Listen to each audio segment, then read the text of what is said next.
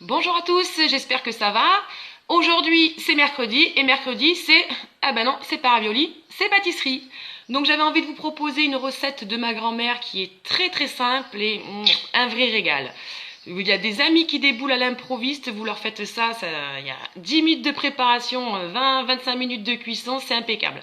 Bon, alors bien évidemment, hein, pas en ce moment, hein, si vos amis débarquent chez vous, bien évidemment, vous leur dites de rentrer chez eux, hein, hashtag confinement, hashtag on reste à la maison, hashtag on est sérieux, hashtag vivement que ça s'arrête quand même. Hein. Mais bon, c'est comme ça. Essayons d'allier confinement avec amusement et régal pour nos papilles. Donc la recette que j'avais envie de vous proposer aujourd'hui, c'est le clafoutis aux pommes. Donc voici la recette qui s'affiche sur vos écrans. Magie! Donc pour commencer, comme toujours, on n'oublie pas de se laver les mains, de vérifier si ses ongles sont bien propres, sinon Magali a des boules avec le coupe-ongles. Voilà. Et on n'oublie pas de s'attacher les cheveux. Léa, je suppose que tu n'as pas d'élastique, donc en voici un pour toi, ma louloute. Me voilà prête, j'ai les mains bien lavées, les cheveux bien attachés et j'ai mis mon joli tablier. Donc, première étape va être de mélanger le sucre et la farine. Donc, un verre de sucre, un verre de farine. Moi, j'ai pris ce modèle-là. Voilà. J'ai tout mis dans mon saladier et je vais un petit peu, voilà, remuer ce mélange. Une fois que c'est mélangé, je vais passer à l'étape numéro 2, de casser les 3 œufs.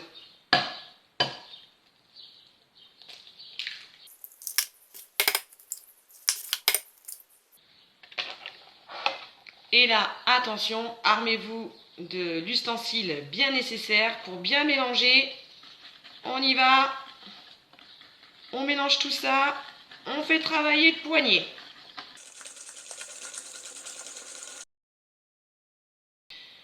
Étape numéro 3. Donc, vous avez un beau mélange là, bien homogène. Donc, j'y ai déjà rajouté la cuillère à soupe d'huile. Voilà, dans ce mélange. Et maintenant, la troisième étape va être de mettre le lait, d'y rajouter le lait, mais petit à petit.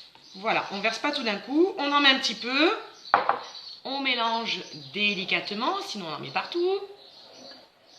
Hop, on mélange.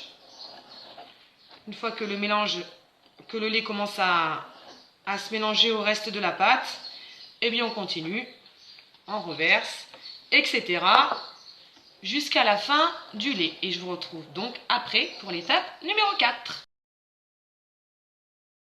Nous revoilà pour l'étape 4. Donc j'ai fini de mélanger donc tout mon lait avec la farine, le sucre et les œufs. Voilà, donc là j'ai bonne pâte bien liquide là.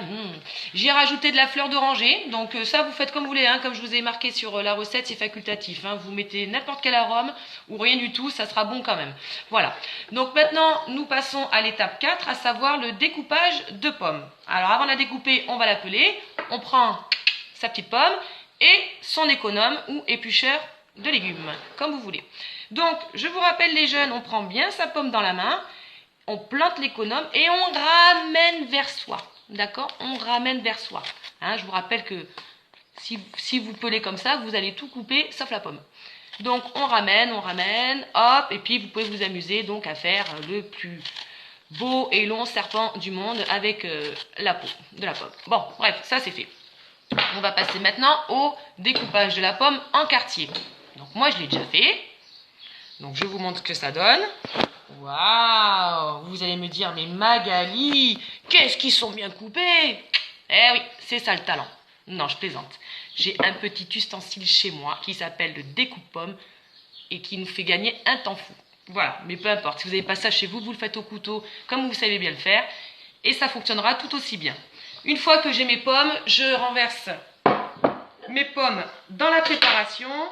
Hop, hop, hop. Pareil, je fais ça délicatement pour ne pas en mettre partout. Et donc, j'ai donc mes pommes qui ont rejoint leur jolie petite pâte. Je les enfonce bien dedans. Hop, qu'elles prennent bien le goût. Et rendez-vous pour l'étape 5.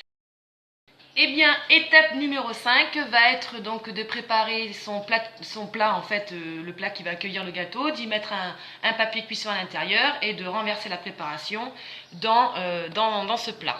Hop, voilà, ça donne ça. C'est beau, hein? Préalablement, j'aurais chauffé donc mon four à 185 degrés. Je l'ai entendu qui sonnait, j'y vais.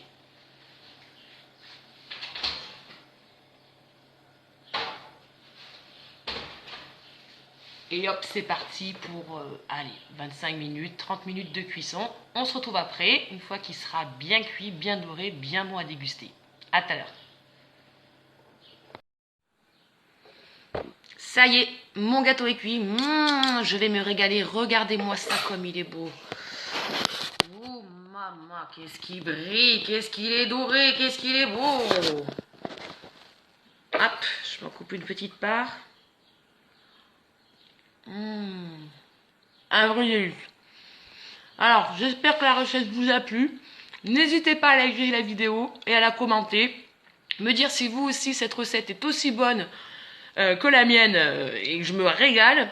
Et n'hésitez pas non plus à laisser des commentaires, hein, voir comment vous avez fait, quel fruit vous avez utilisé, ou quel arôme, ou toute autre recette. J'en serais ravie.